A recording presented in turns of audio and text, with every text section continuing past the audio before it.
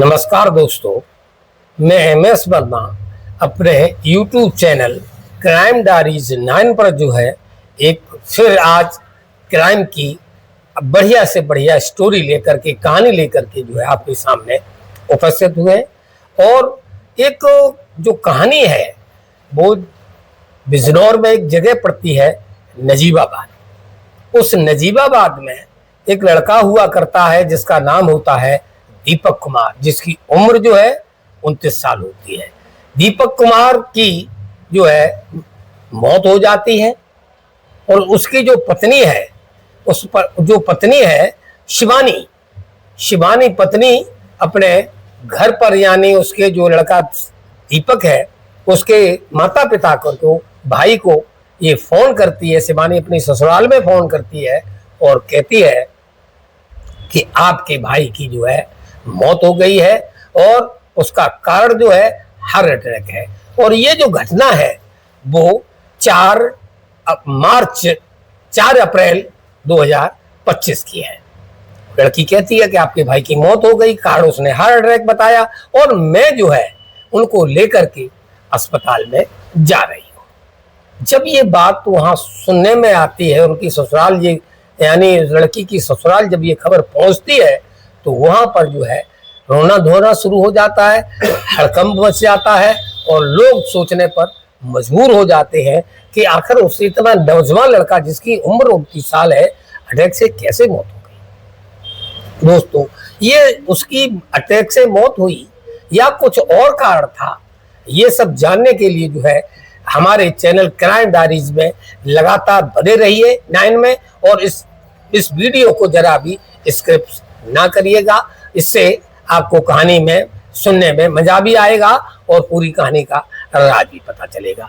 तो दोस्तों, नजीबाबाद का रहने वाला जो लड़का दीपक कुमार है, जो दीपक कुमार है वो एक थाना पड़ता है हल्दौर थाना क्षेत्र के अंतर्गत एक गांव पड़ता है। उस गांव का नाम होता है मुकरंदपुर निवासी दीपक कुमार, उम्र 29 साल का जो है शादी चौहरपुर नेहटौर गांव एक जगह पड़ती चौहरपुर नेहटौर की निवासी जो है उस शिवानी के साथ जो है उसकी शादी जो है 17 जून 2024 को हुई होती है।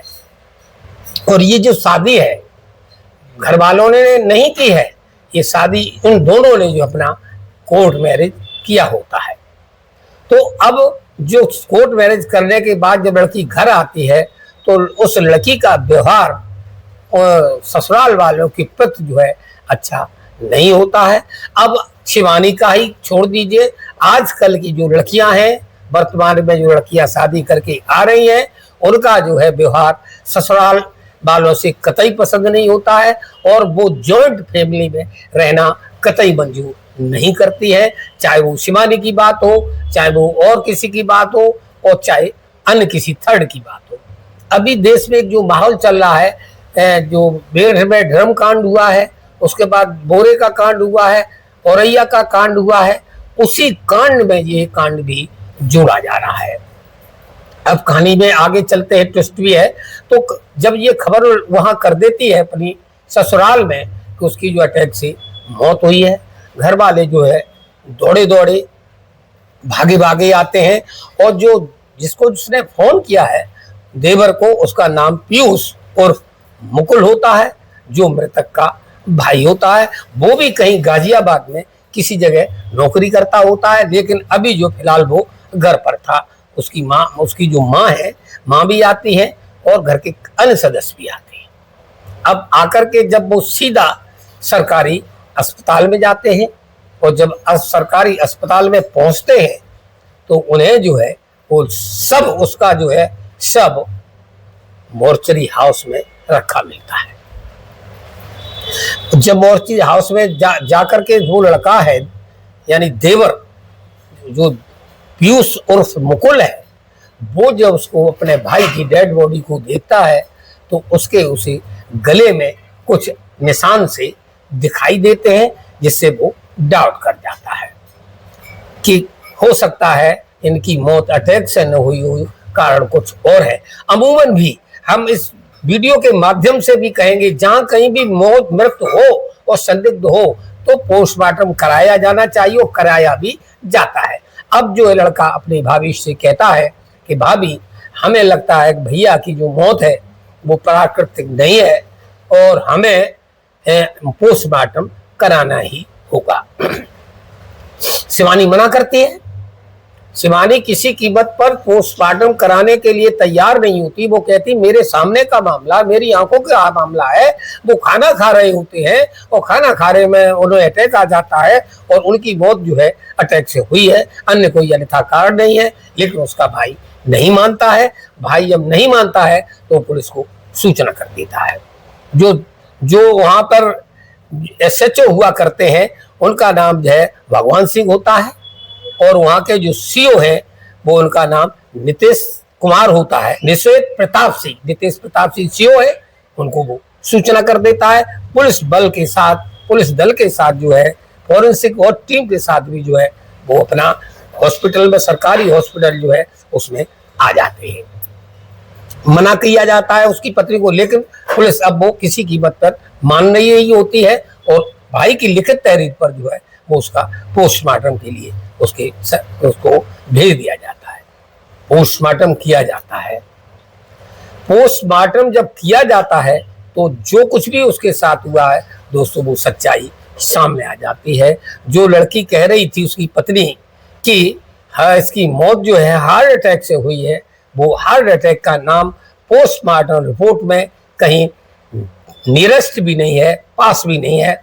उसकी जो हत्या हुई है वो गला दबाने से हुई है।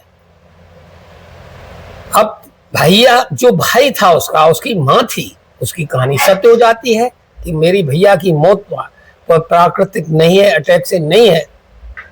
अब जो है उनके भाई जो है उनका लिखित में जो है वो FIR दर्ज कराते हैं और FIR दर्ज कराने के साथ साथ वो ये लिखते हैं कि मेरे भाई की जो है गला दबा करके जो हत्या की गई है वो शिवानी के द्वारा की गई है या शिवानी ने इसको जो है गला दबाकर किसी अज्ञात लोगों के द्वारा ये हत्या कराई गई है।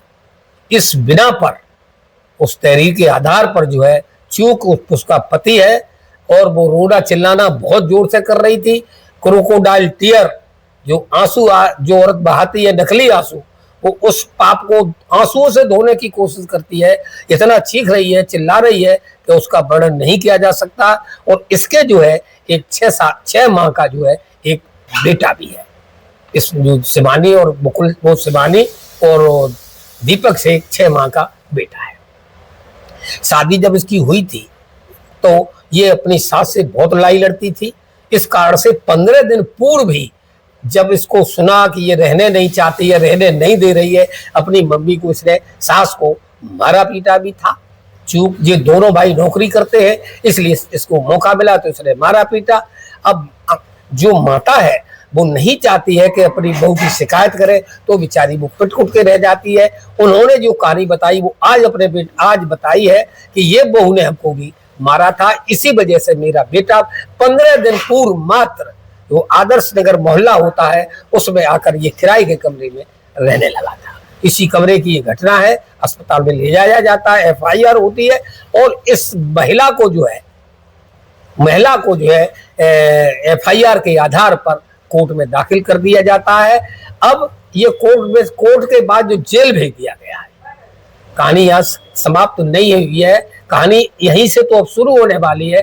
अब इस लड़की का जो है रिमांड लिया जाएगा और जो लोग हैं, क्योंकि वो एक जो लड़का है जो रेलवे में टेक्नीशियन पद पर कार्यरत है, इसने वर्ष 2021 में इसकी शादी होती है। 23 में इसने जो है CRPF में नौकरी ज्वाइन की थी और CRP में इस्तीफा देने के बाद इसकी नौकरी जो है 23 में इसकी नौकरी फिर इसमें लग जाती है, रेलवे विभाग में। इस वजह से जो 21 में जो उसने नौकरी वहां की थी CRPF में, 23 में यहाँ नौकरी लग जाती है तो जो है नौकरी छोड़ देता है और CRP की नौकरी छोड़ के वो रेलवे की ज्वाइन कर लेता है। अब पुलिस इस विषय पर भी बात कर रही है कि ये मामला प्रेम प्रसंग का तो नहीं है। इसके बाद हत्या करने के बाद जो है उस लड़के की उस जगह पर उस पत्नी की नौकरी लग जाएगी और जो दोनों जगह उसको फंड वगैरह मिला है उस फंड पर भी कब्जा हो जाएगा। इस विषय पर भी जो पुलिस की जो तफ्तीश जारी है, प्रेम प्रसंग का भी मामला जारी है। चूंकि लड़की का अभी माहौल खराब था, गमगीन माहौल था, तो पुलिस ने उसे ही जेल भेज दिया गया है। रिमांड लेने के बाद सत्यता जो आएगी हम जरूर आपको इसकी अपडेट बताएंगे। इसलिए इस कहानी को अब यहाँ पे समाप्त किया जाता है। दोस्तों, अब मैं आपसे फिर कहेंगे, जो कहता हूँ, जो लड़की ने शिवानी ने किया, चाहे वो प्रेम प्रसंग में किया हो या अथवा नौकरी का लोभ रहा हो, कुछ भी जो रहा है, शिवानी ने अच्छा किया बुरा किया, आप क्या सोचते कमेंट में जरूर बताइएगा। नमस्कार, धन्यवाद।